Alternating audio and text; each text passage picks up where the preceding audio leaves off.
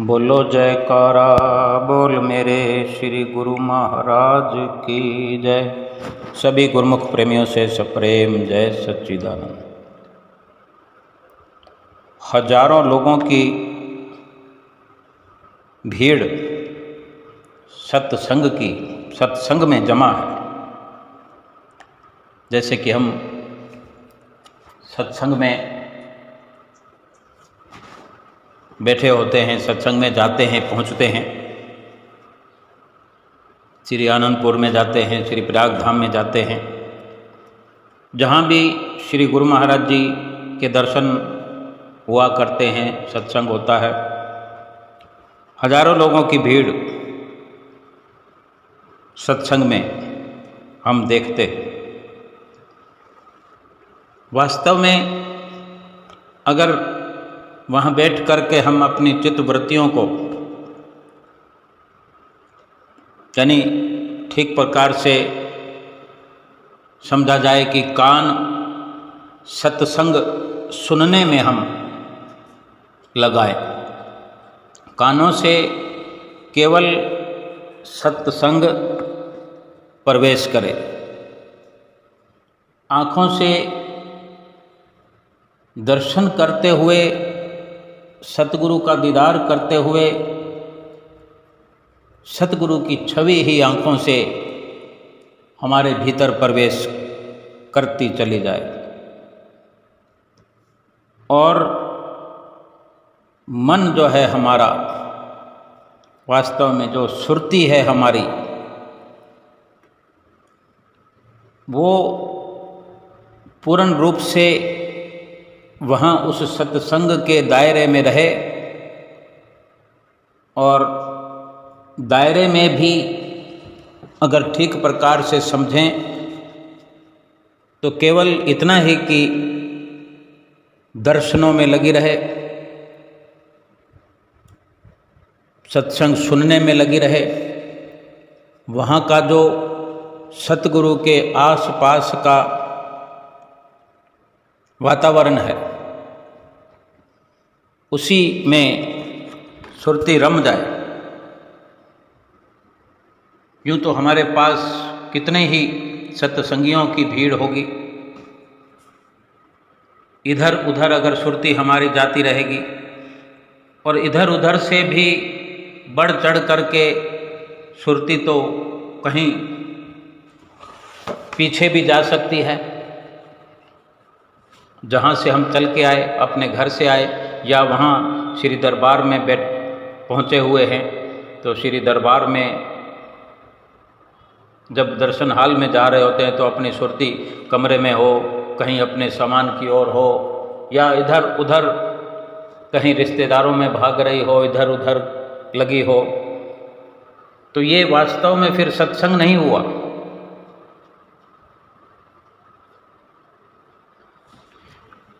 और अगर सत्संग में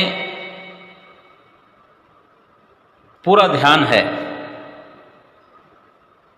जहाँ सत्संग की महिमा का बखान हो रहा है और हम भी ठीक प्रकार से अपने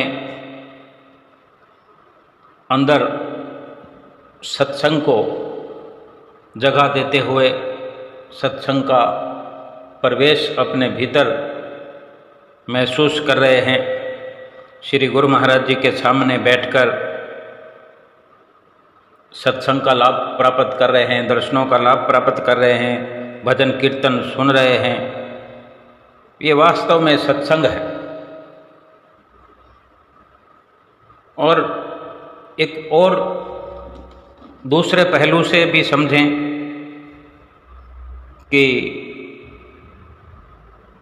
सत्संग में जब हम प्रवेश करते हैं, जब द्वार में प्रवेश करते हैं दर्शन हाल में, या जहाँ भी सत्संग हो रहा, अगर कुटिया में भी हो रहा हो सत्संग, बहुत कम संगत हो, हजारों की भीड़ ना हो,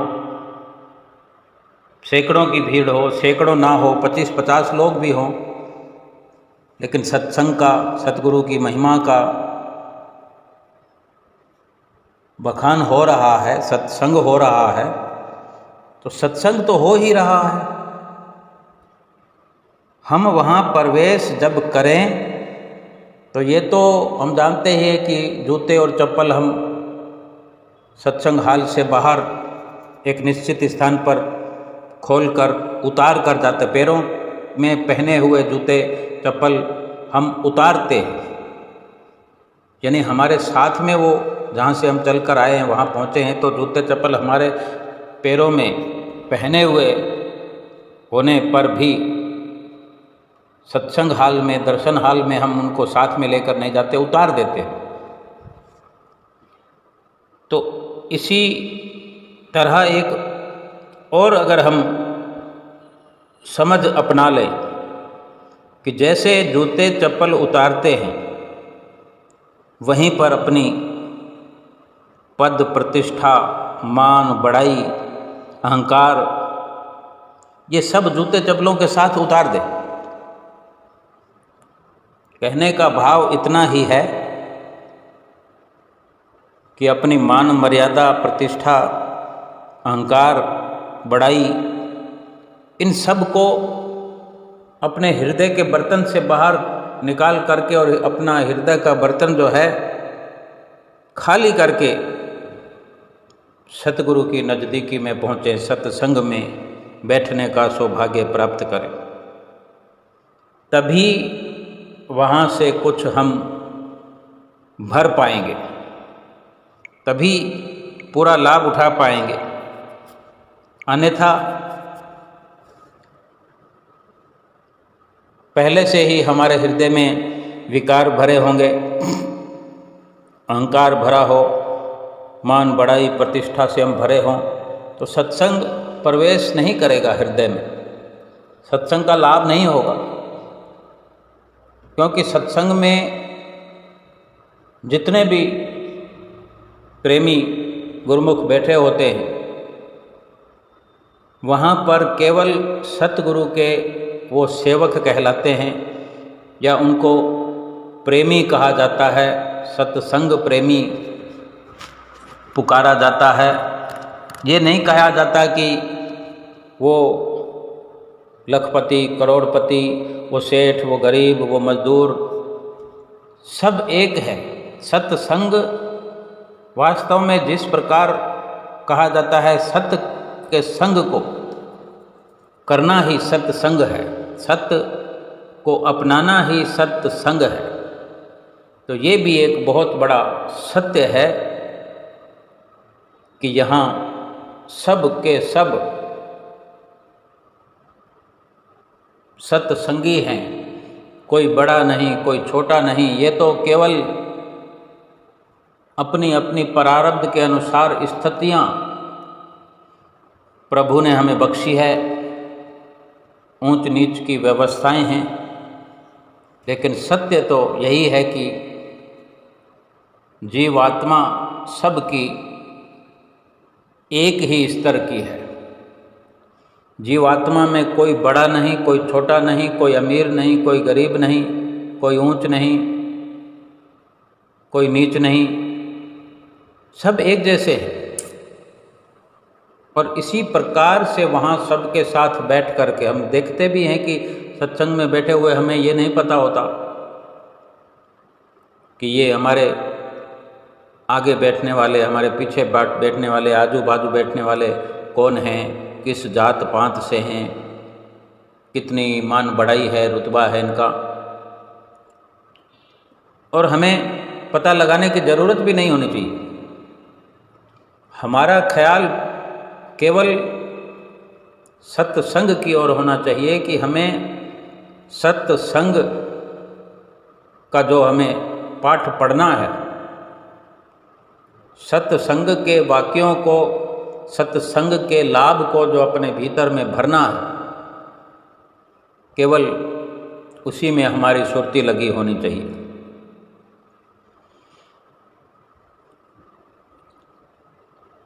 तभी हम अपने हृदय में कुछ न कुछ लाभ भर सकेंगे। एक बार गुरु गोविंद सिंह जी के समय के एक किसी प्रेमी ने कचरे से एक बच्चे को उठाकर उसका नाम रखा सुथरा।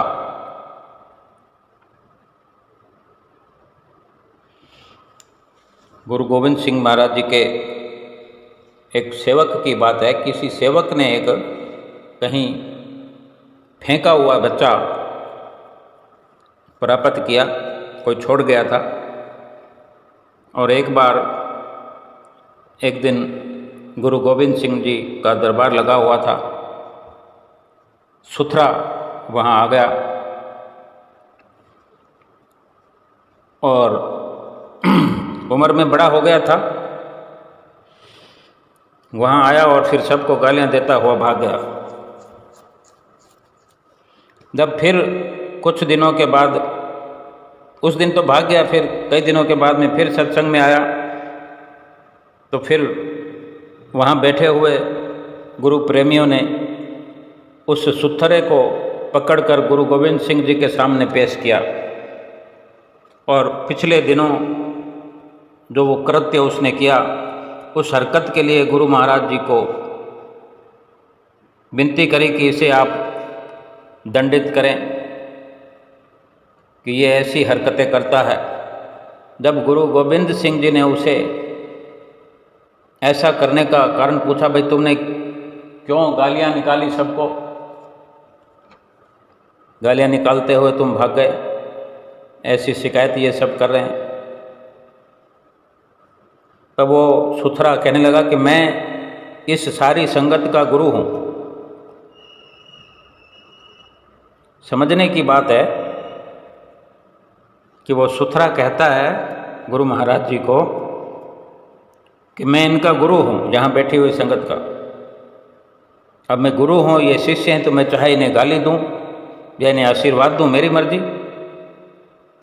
तो गुरु महाराज जी ने पूछा, वैसे तो गुरु महाराज जी अंतर्यामी होते हैं, वे सब समझते हैं, लेकिन भी हर बात में कोई ना कोई राज होता है। लीला तो स्वयं गुरु महाराज जी की हुआ करती है। तो गुरु महाराज जी पूछ रहे हैं उससे कि भाई तू कैसे गुरु हुआ इनका, तेरे को किसने गुरु बनाया? तो सुथरा बोला कि आप खुद पूछ लीजिए इन सब से कि मैंने कौन कौन सी गाली दी थी इनको। तो सभी ने एक एक करके सारी गालियां बता दी, सब लग पड़े गालियां बताने कि इसने ये गाली निकाली, ये गाली निकाली, एक होड़ सी लग गई। तो सुथरे ने कहा कि अब आप इनसे ये पूछो, जिस दिन मैंने इनसे गालियां निकाली उस दिन आपकी ये जो सत्संग कथा सुनने आए थे, उस दिन कौन सा शब्द चल रहा था, उस दिन कौन सा सत्संग हुआ, कौन से वचन हुए, ये पूछिए इनसे। तब सबसे पूछा गुरु महाराज जी ने, तो किसी को कुछ याद नहीं था कि कौन सा शब्द हुआ, कौन से शब्द का गुरु महाराज जी अर्थ कर रहे थे। तब इस प्रकार देखकर फिर सुथरा कहने लगा गुरु महाराज जी से कि अब आप बताओ गुरु महाराज जी कि मैं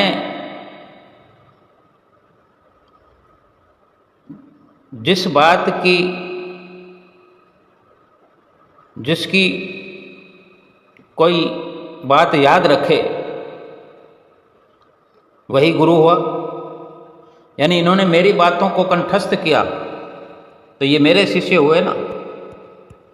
आपकी बातें तो इनको याद नहीं है, तो गुरु मैं हुआ कि नहीं हुआ इनका? इन्होंने मुझे गुरु स्वीकार कर लिया, ऊपर से भली ना से, लेकिन अंतःकरण से तो मैं इनके भीतर बसा पड़ा था कि मेरे आते ही इन्होंने मुझे पकड़ लिया और सब कुछ आपको वर्णन कर दिया।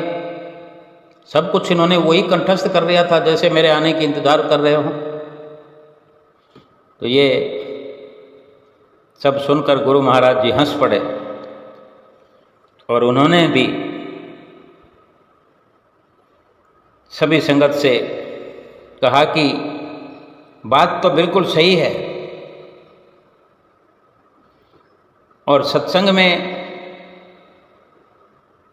बैठना या ना बैठना एक बराबर है अगर सत्संग में ध्यान नहीं है, सत्संग में एकाग्रता नहीं है।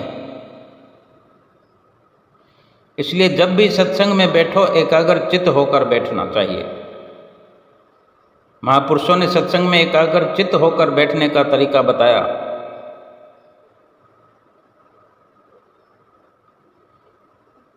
और खुली आंखों में भी इस प्रकार से बैठो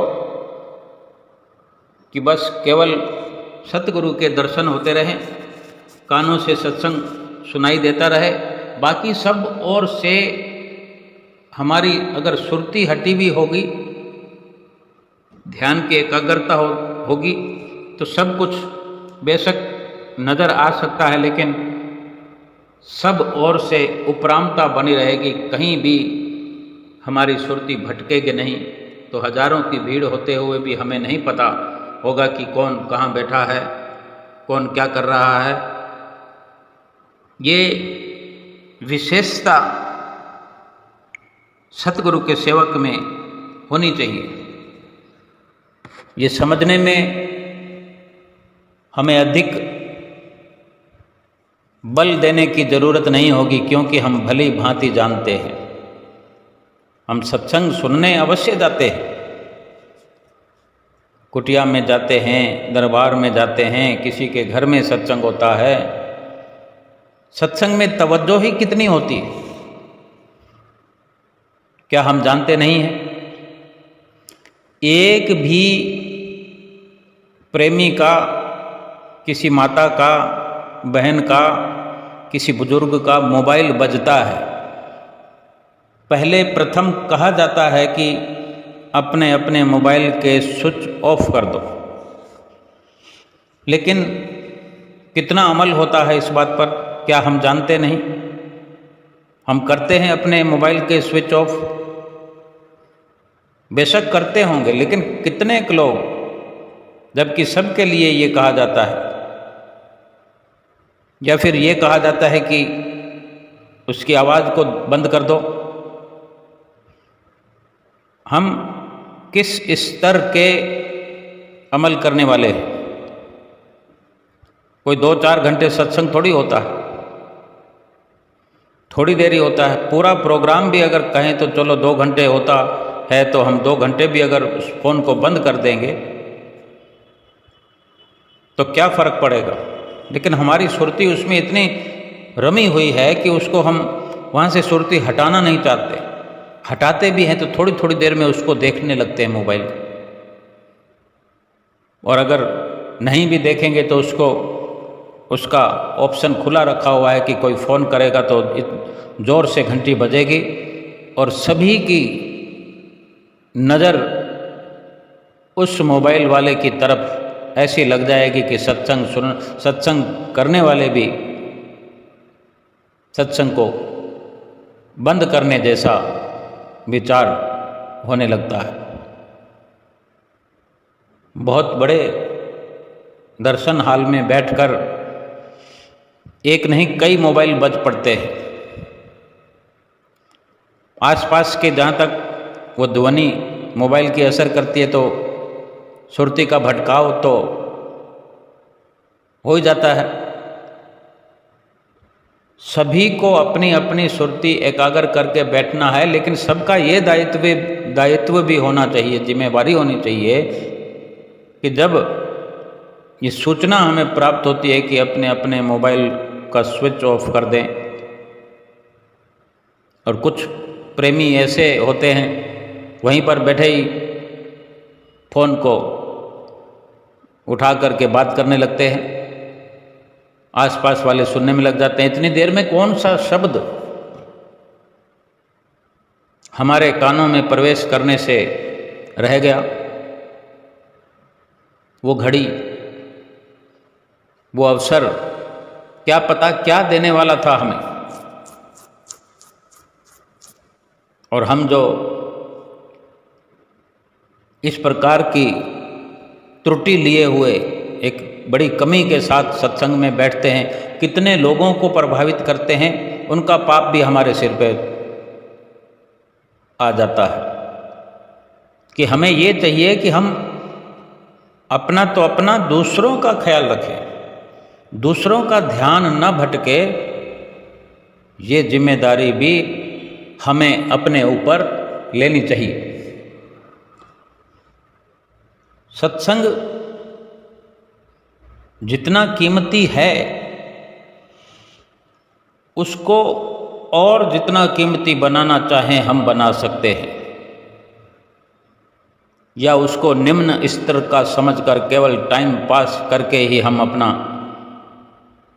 समय बर्बाद कर सकते हैं।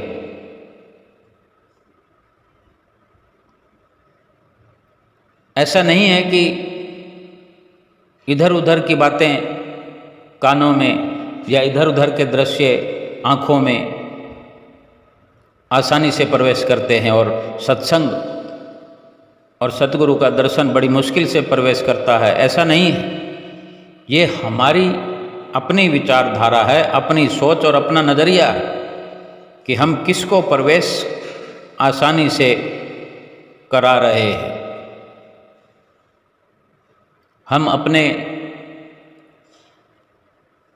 अंदर सुधार अगर लाना चाहते हैं तो रोज का रोज नित्य प्रति अपने भीतर सुधार लाने की कोशिश करें। जब जब भी सत्संग में जाने का अवसर प्राप्त हो तो उससे पहले ही, चाहे हम जिस प्रकार संडे के संडे सत्संग में जाते हैं, उदाहरण के तौर पर समझना है, तो आज सत्संग है, सत्संग में बैठे हैं, कुछ भीतर ही भीतर विचार चल रहे हैं, तो हम एक अपने अंदर संकल्प करें कि अगले संडे को मैं पूरी तैयारी के साथ आऊँगा, आज से कहीं बेहतर लाभ उठाऊँगा, और आज जो सत्संग हो रहा है पूरा प्रयास करूँगा कि मैं अमल करूँ, और इसी प्रकार की अपनी विचारधारा को अपने अंदर धारण करते हुए जाएं, और उसके बाद से ही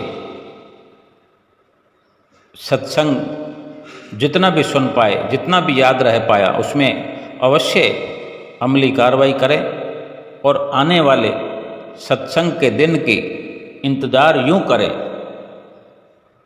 कि वो नज़ारा सत्संग का, वहाँ का वातावरण, वहाँ का जो दृश्य हम देखते रहे, वो हमें रोज़ का रोज़ दिखाई देता रहे, भीतर ही भीतर हम महसूस करते रहे कि इस प्रकार से सत्संग हो रहा था, इस प्रकार श्री गुरु महाराज जी विराजमान हमारे सामने आँखों के, इस प्रकार श्री परमहंसों का हम दर्शन करते हैं, करते रहेंगे। और एक ये फिल्म की तरह हमारे भीतर ही भीतर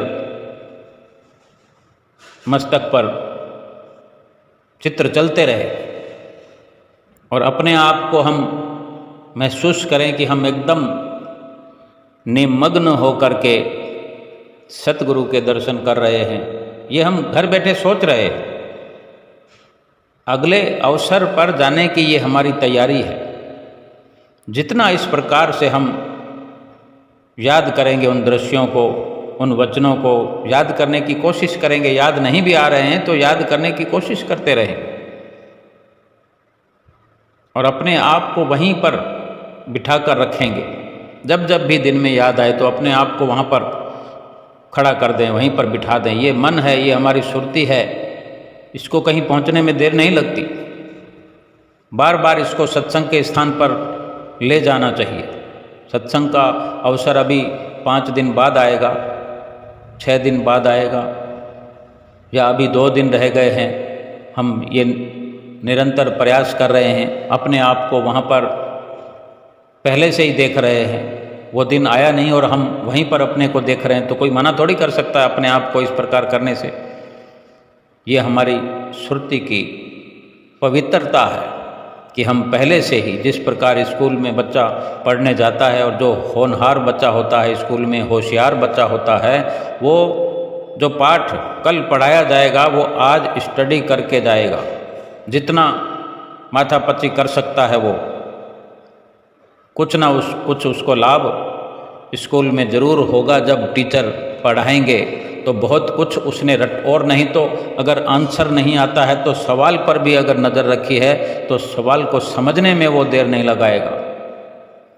और ज़्यादा होशियार है तो कुछ न कुछ उसका अर्थ निकालने में भी कामयाब हो जाएगा।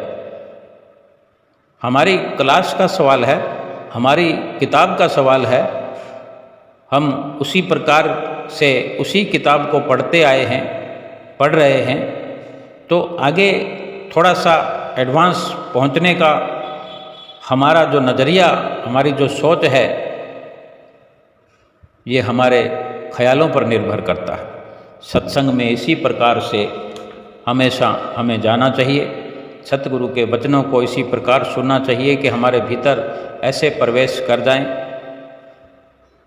और एक एक शब्द पर हम अमल करते हुए और ऐसे ही दर्शनों का हमें लाभ प्राप्त हो कि ध्यान मग्न होकर के हम दर्शनों का लाभ उठाएं और भीतर ही भीतर छलकता हुआ प्रेम, लगी हुई लगन, कहीं और सुरती भटकने ना पाए और अपने हृदय में पूरा का पूरा लाभ प्राप्त हो जाए। तभी सतगुरु की प्रसन्नता भी प्राप्त होती है और जीवन का ये लक्ष्य जो है बड़ी आसानी से हासिल हो जाता है। बोलो जयकारा बोल मेरे श्री गुरु महाराज की जय।